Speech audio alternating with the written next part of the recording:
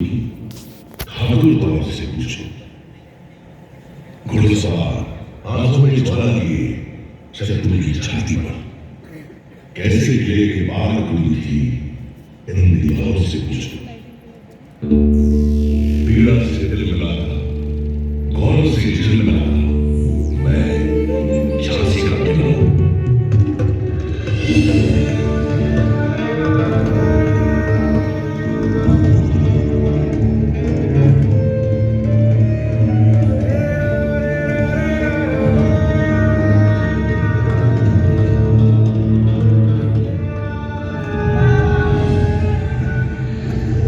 बेतवा और पहुंच नदियों के बीच बुंदेलखंड के पश्चिम में बसा है झांसी शहर। और झांसी शहर के केंद्र में अपनी ऊंची ऊंची प्राचीरों के साथ कई सदियों से खड़ा हुआ है झांसी का किला। सन 1613 ईस्वी में ओरछा नरेश महाराज वीर सिंह देव ने मेरा निर्माण करवाया था।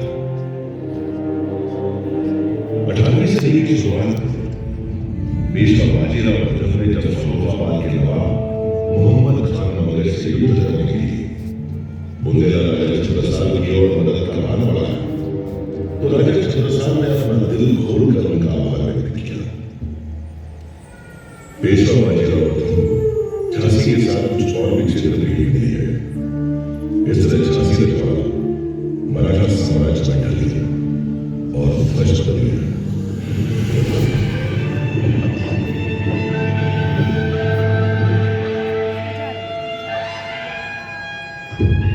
18वीं सदी की समाप्ति के बाद झांसी की सूबेदारी का जिम्मा नेवालगढ़ को सौंपा गया। इसी वर्ष से भारत के मुकुट में वह अनमोल हीरा चला, जिसकी अद्वितीय चमक पर भारतीय इतिहास गर्व करता है।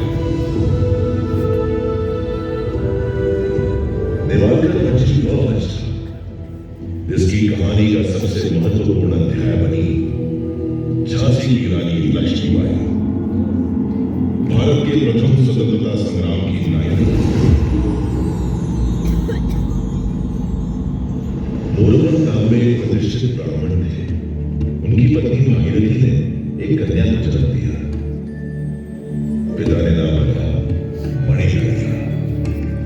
सबकी चेहरे थी मणिकर्णिका को मां प्यार से मनु कहकर बुलाती थी और पेशवा बाजीराव द्वितीय छबीली के पुकारते थे। जमुना जी की मृत्यु उपरांत मोरोपंत दामे जी काशी से पिठूर आ गए, जहां वे पेशवा बाजीराव द्वितीय के लिए काम करते थे। नटखट वासु मणिकर्णिका सबकी चहेती थी, लेकिन कमाल है, वह नहीं खेलती थी लड्डू या गिट्टी से, उसे तो लगाव था काशी की संस्कृति और मिट्टी से। उसे प्रेम नहीं था ईरान की अटारी से, तो मैदान में खेलती थी बर्छी ढाल कुरान और कटारी से। ज्ञान लेने के लिए नहीं आती थी इस तरफ या उस तरफ, उसकी शिक्षाएं थी उस तरफ। किसे पता था इस छबीली मनु का रिश्ता झांसी से जुड़ने वाला है। झांसी के गणेश मंदिर में 19 मई 1842 के शुभ दिन पर नेवालगढ़ के महाराज गंगाधर राव से उनका विवाह हुआ और मेरे आंगन में जब उनका प्रवेश हुआ तो लगा मानो साक्षात लक्ष्मी का आगमन हुआ है। काशी की मणिकर्णिका को झांसी ने नया नाम दिया, लक्ष्मीबाई। अपने नए नाम लक्ष्मीबाई के साथ वह झांसी के लिए लक्ष्मी बनकर ही आई थी। राज्य में वैभव लाई थी। विवाह के हर्षोल्लास के बीच ईस्ट इंडिया कंपनी की हुकूमत ने महाराज गंगाधर राव को आधिकारिक तौर पर झांसी का राजा स्वीकार किया। उन्हें सभी प्रशासनिक अधिकार प्रदान कर दिए। ऐसा करने से झांसी के राजा और प्रजा दोनों को लाभ हुआ। राज्य की आमदनी में बढ़ोतरी हुई। महाराज गंगाधर राव को कड़क निष्ठा और भवानी शंकर से सलामी दी।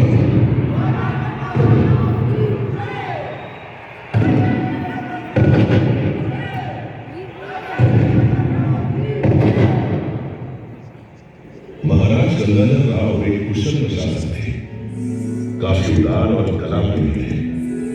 उनकी नाट्यशाला में साहित्य, संगीत, नृत्य, नाटक की रचना होती रहती थी।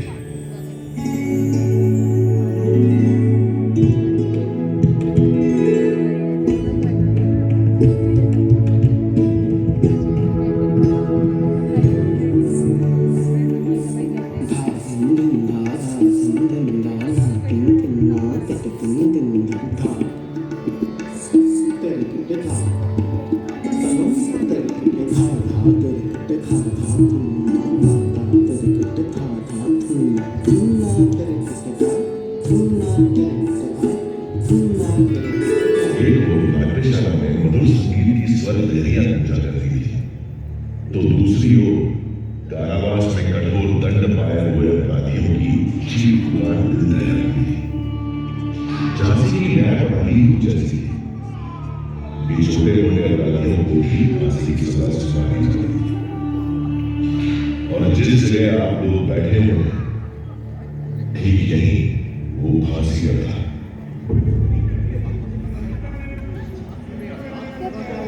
एक दिन रानी लक्ष्मीबाई सुबह सुबह शिव पूजन के लिए इधर से जा रही। उन्होंने फांसी सजा याफ्ता एक अपराधी की चीख सुनी। उनका मन निश्चित हुआ। उन्होंने महाराज गंगाधर राव से इस फांसी की सजा और इस फांसी को झांसी से सजा लगाने का अनुरोध किया। इस अमानवीय न्याय प्रणाली को जल्द से जल्द रोकिए महाराज। फांसी की सजा और ये फांसी घर झांसी के किले से सदा सदा के लिए हटा दो। आपसे मेरा ये अनुरोध है। महाराज ने रानी का अनुरोध स्वीकार कर लिया और झांसी में फांसी की सजा पर पूर्ण प्रतिबंध लगाने का आदेश जारी किया। उसी दिन से झांसी गले की फांसी, दलिया गले का हार सिर्फ कहानियों की बात है। झांसी की प्रजा ने इस नर्म आदेश की सराहना की और महाराज का अभिनंदन किया। झांसी में इंसानियत की हवाएं बह गई। देश प्रेम की लहर के साथ नई ऊर्जा का प्रसार होने लगा। सुरक्षा की जिम्मेदारी अब केवल पुरुषों की नहीं रह गई थी, महिलाओं ने भी कमान संभाली। रानी लक्ष्मीबाई स्वयं तलवारबाजी एवं घुड़सवारी में निपुण थी। उन्होंने झांसी की स्त्रियों में भी इस कौशल का विकास किया। शस्त्रागार में नए हथियार करने लगे। एक दो का नाम झांसी की लाठी रखा गया। क्या धमाका था उस समय। धीरे धीरे तैयार होने लगी इस युवा लक्ष्मी की दुर्गा से।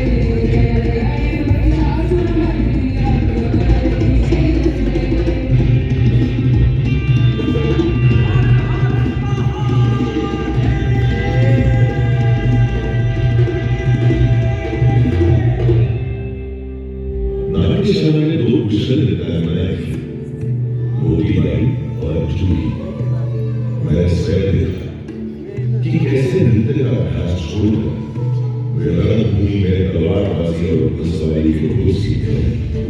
देखते ही देखते रानी लक्ष्मीबाई की दुर्गा सेना झांसी की सुरक्षा करने में समर्थ हो गई। झांसी में जो लक्ष्मी बनकर आई थी वो अब दुर्गा बनकर प्रजा के दिल पर राज करने लगी। कुछ समय बाद वो बलदिया आ गया जिसका झांसी राज्य बेसब्री से इंतजार कर रहा था। रानी लक्ष्मीबाई की गोद भर गई। झांसी राज्य को उसका उत्तराधिकारी मिल गया।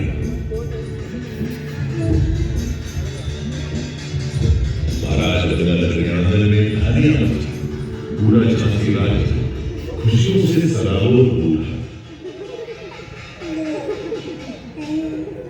झांसी के सुसम को न जाने किसी नजर लगी। खुशियों की शहनाइयों से अचानक मातम के स्वर फूटने लगे। मात्र 3 माह की भिखारी को क्रूर काल निकल गया। रानी की गोद जल गई। इस घटना से महाराज गंगाधर को गहरा सम्मान लगा। उनका स्वास्थ्य बिगड़ गया। उन्हें लाइलाज रोने की महाराज को झांसी के भविष्य की जगह सराया जाएगी। झांसी के राज सिंहासन को वारिस हो सके, इस उद्देश्य से उन्होंने अपने वंश के एक बालक को गोद दी। महाराज गंगाधर और रानी लक्ष्मीबाई ने इस दत्तक पुत्र का नाम रखा दामोदर राव। अभी झांसी के भविष्य की सुरक्षा नावाडोल ही थी कि झांसी के वर्तमान का सूरज भी बुझ गया। असमय निधन हो गया महाराज गंगाधर राव का। रानी लक्ष्मीबाई ने किसी तरह कुछ संभाला। तब उन्होंने पीड़ा के आंसुओं को पोंछकर एक संरक्षक के रूप में झांसी की बात को अपने हाथ में ली। इधर रानी लक्ष्मीबाई ने झांसी का शासन संभाला और उधर ईस्ट इंडिया कंपनी के गवर्नर जनरल लॉर्ड डलहौसी ने झांसी को अपने आने के हथकंडे शुरू कर दिए। झांसी में तैनात अपने पॉलिटिकल असिस्टेंट मेजर एलिस के जरिए रानी तक अपना फरमान पहुंचाया।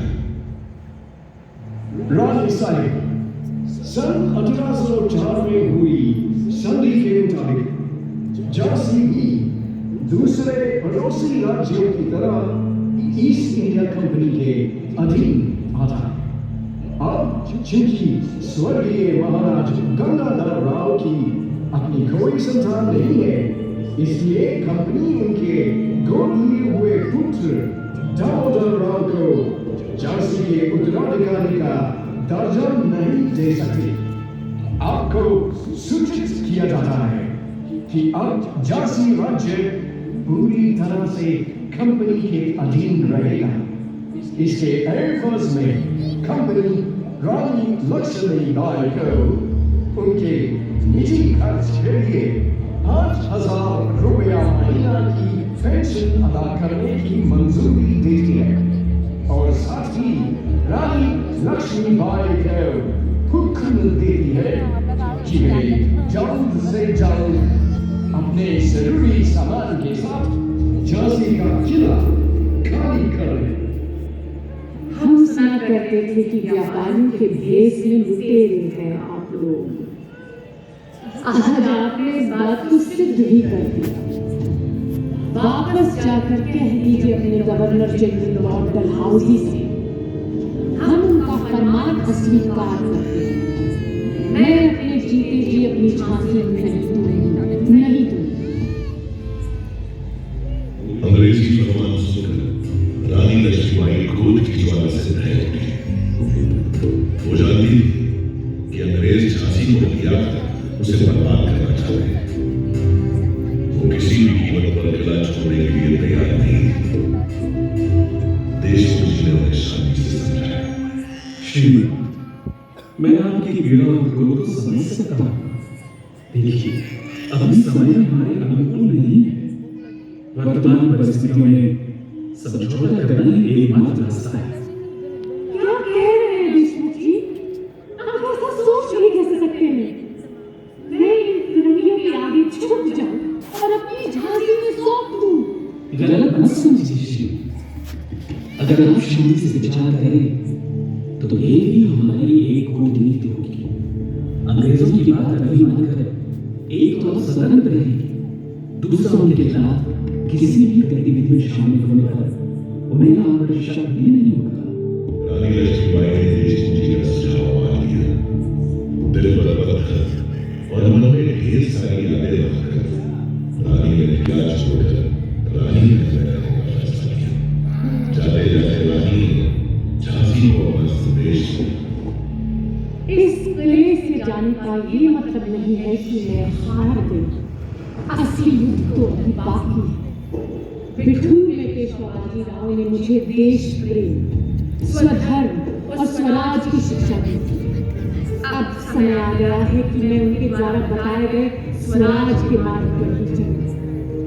इसके लिए चाहे मुझे अपने प्राण ही क्यों न त्यागने पड़े, मैं एक दिन स्वराज की पताका जरूर फहराऊंगी।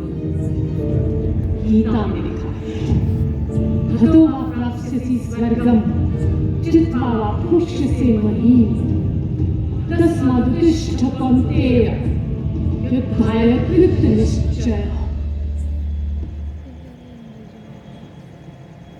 कि जैसे कृष्ण भगवान ने अर्जुन को रणभूमि में कहा कि युद्ध के दौरान अगर मारे जाओगे तो स्वर्ग में मिला दियो, अगर जीत हुई तो पृथ्वी पर राज्य का आनंद करोगे। सो हे कुरुवंश, उठो और युद्ध करो। इतना कहकर रानी से कुछ बचती है।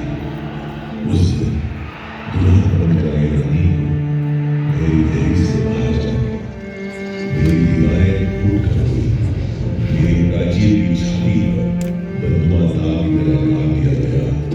फिर भी वो का झंडा।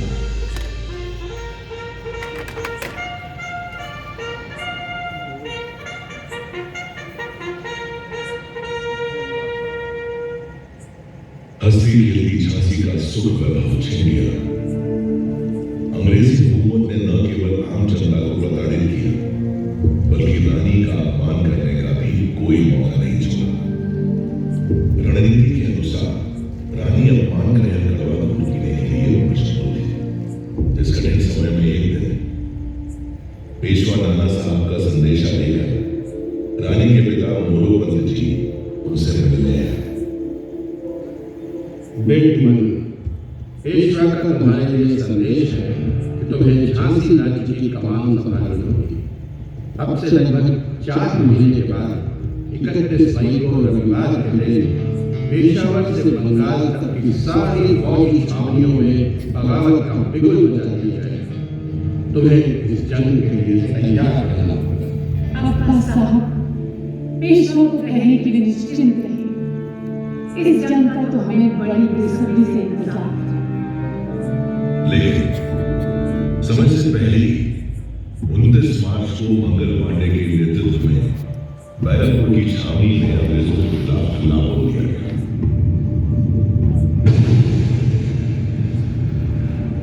मंगल पांडे की शहादत का शुभ समाचार दिया, लेकिन 10 मई आते आते मेरे भी बगावत की शुरुआत हुई, जो दिल्ली को आजादी दिलाने तक जा पहुंची। अब हमारी थी झांसी।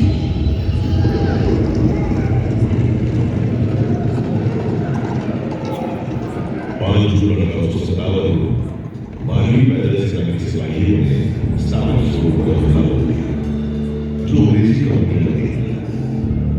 अंग्रेजों ने औरतों और बच्चों समेत झांसी किले में बना दी। इस समय तक विद्रोह की ज्वाला पूरे झांसी राज्य में फैल चुकी थी। 8 जून 1857 की सुबह सिपाहियों ने कैप्टन रॉबर्ट को मारा और उनके बदले मेजर सी ने सफेद झंडा लहराकर आत्मसमर्पण कर दिया और आजाद हुई झांसी। आजाद हो गया मैं, ध्वज बदल गया। रानी लक्ष्मीबाई उस दिन मेरे आंगन में वापस लौटी। उन्होंने प्रजा को धन्यवाद दिया।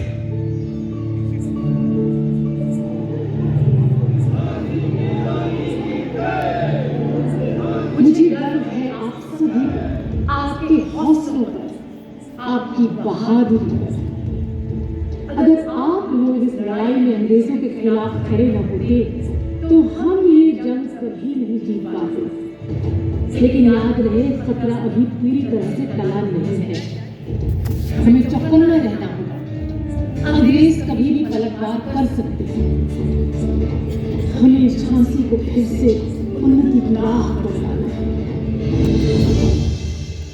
झांसी के विकास का काम शुरू हो गया। इस दौरान रानी लक्ष्मीबाई ने हर चुनौती का सामना अपनी बुद्धि लगा सकी। हर तरह की घटनाओं से जूझते रानी लक्ष्मीबाई स्वयं को मजबूत कर ही रही कि एक दिन मोतीबाई एक बुरी खबर ले आए। श्रीमान, हमें अपने सूत्रों से पता चला है कि पूरे देश में बगावत की आगों अंग्रेजों ने बुझा दिया। दिल्ली, लखनऊ, कानपुर, बिठूर, बनारस, इलाहाबाद, हर जगह विद्रोह को कुचल दिया गया।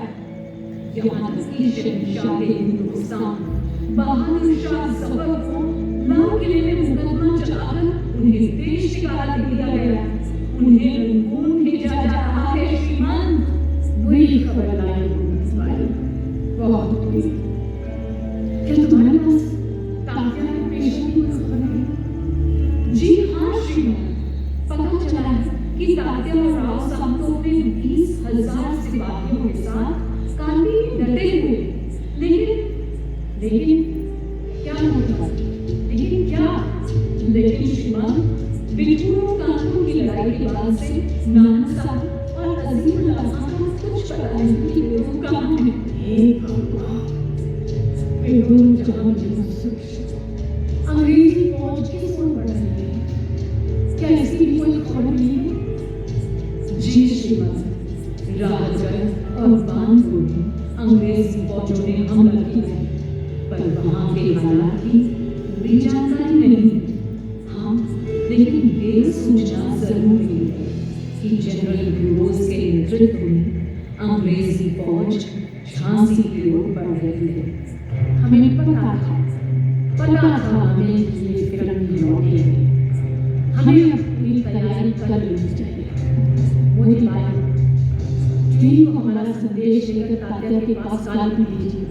तुरंत वो तात्या से कहें कि जब अंग्रेज झांसी पर हमला करे तब तात्या अपनी फौज के साथ अंग्रेजों पर पीछे से धावा बोले। इस तरह अंग्रेजों को समझने का मौका नहीं मिला। जी श्रीमान। राहगढ़ से भी बुरी खबर ही है। अंग्रेजों ने वहां भाई फाजिल मोहम्मद खान को फांसी पर चढ़ा दिया था। उनके भाई अपने साला गुल मोहम्मद और लगभग 400 सिपाहियों के साथ झांसी पहुंचे।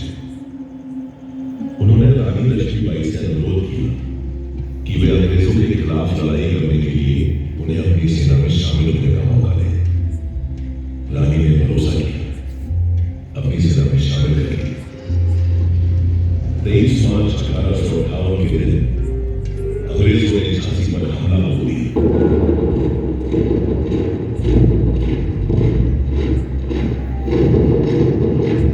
बालों के दबाव के बीच खड़ा मैं ये सब देख रहा था, लेकिन झांसी में वफादारों की कोई कमी नहीं थी। फाटक पर ही अंग्रेजों पर टूट पड़े। खुदा बख्श, लड़ते लड़ते उन्होंने अपने प्राणों की आहुति दी।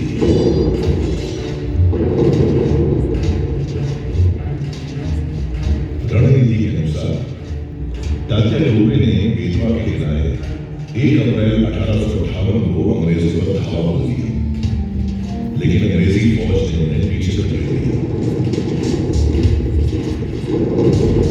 रानी लक्ष्मीबाई की रणनीति विफल हो चुकी थी। अब उन्हें स्वयं ही अंग्रेजों का सामना करना था। रानी लक्ष्मीबाई और उनकी सेना युद्ध के लिए तैयार थी, लेकिन विश्वासघात किए थे। लड़ाई के 11वें दिन पीर अली और दुल्हाजू ने किले का ओछा द्वार खोल दिया।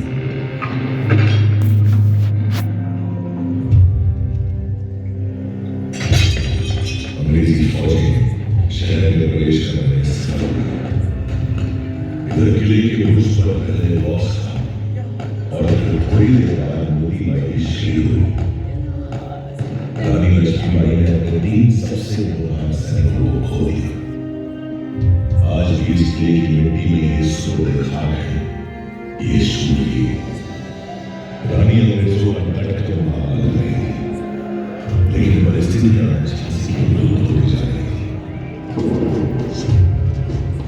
उस समय अंग्रेजों को भ्रमित करने के लिए बहादुर जगदारी बाई रानी लक्ष्मीबाई का वेश धारण करके युद्ध भूमि में उतर गई। वेशभूषा के कारण जगदारी को रानी समझकर उनसे युद्ध कर रहे थे। जगदारी ने रानी लक्ष्मीबाई और उनके पुत्र की जान बचाने के लिए अपने प्राणों की आहुति दी। तभी मैंने देखा कि कैसे अपने घोड़े पर सवार पीठ पर ममता की चादर ओढ़े हुए रानी लक्ष्मीबाई मेरे किले की टूटी हुई दीवारों से गुजरी और देखते ही देखते मेरी आंखों से ओझल हो गई।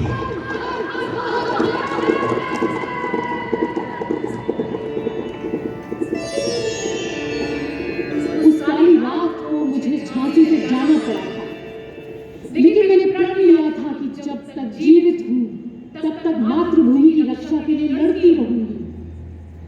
मेरी इस लड़ाई में ग्वालियर के सैनिकों ने मेरा साथ दिया और मैंने बिना लड़े ही जीत लिया ग्वालियर का किला।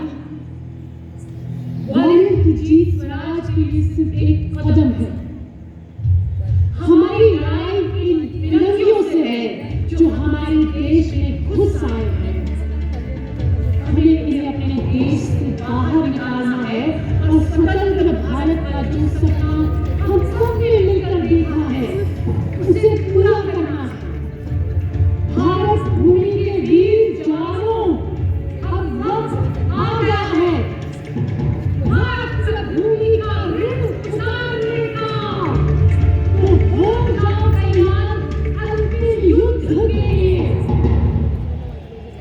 हर हर महादेव।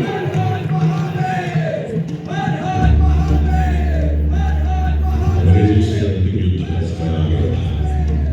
मुंदर, देशमुख, जवान सिंह, रघुनाथ सिंह और गुल मोहम्मद रानी के साथ सूरज निकलते ही जंग शुरू हुई। रानी लक्ष्मीबाई की तलवार के आगे दुश्मनों के पैर उठने लगे।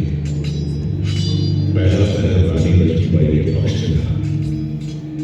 दूसरे पहर तक अंग्रेजों को समझ आ चुका था कि अगर रानी लक्ष्मीबाई को नहीं रोका गया तो ये जंग कभी नहीं जीत सकेगी। तभी फिरंगियों ने अपनी रणनीति में बदलाव किया और हुसार दस्ते को रानी लक्ष्मीबाई से लड़ने आगे भेजा। हुसार दस्ते ने भी ऐसी वीरांगना पहले कभी नहीं देखी थी। दांतों से घोड़े की लगाम संभाले और दोनों हाथों से तलवार चलाते हुए शत्रुओं का संहार करने की रानी लक्ष्मीबाई। लेकिन उस दिन रानी का विश्वास पात्र घोड़ा उनका साथ न दे सका। एक नाले के पास पहुंचकर ठहर गया। रानी को हुसार दस्ते ने घेर लिया। ठहर गया समय, ठहर गई दिशाएं, ठहर गई थी मेरी भी सांस। दुश्मनों से घिरी रानी आंधी प्रबंधक की तरह लौटी गई। तभी एक घाती नगरीने ने उनकी बस्तियों के पास तलवार सवार की। रानी चुप हुई। उनके शरीर से खून बह रहा था, पर वो तो खूब लड़ी मर्दानी वो झांसी वाली रानी थी। घाव खाकर भी पूरे ताव और चाव से उतर थे। एक एक कर शत्रु धराशायी हुए। किसी ने उनके सिर पर वार किया। इस बार उनकी आंख सूखी हुई, उन्हें ठीक से दिखाई नहीं दे रहा। फिर भी रानी डटी रही। हुसारों का सफाया करते हुए कभी गुल मोहम्मद और बाकी साथी रानी के पास पहुंचे। सबने देखा कि रानी नक से शिर तक खून से लथपथ है। देखते देखते रानी घोड़े की पीठ पर लुढ़क गई। मेरे मन में गूंज रहे युद्ध शुरू होने से पहले रानी के शब्द। आज ये युद्ध का अंतिम दिन हो सकता है अगर मैंने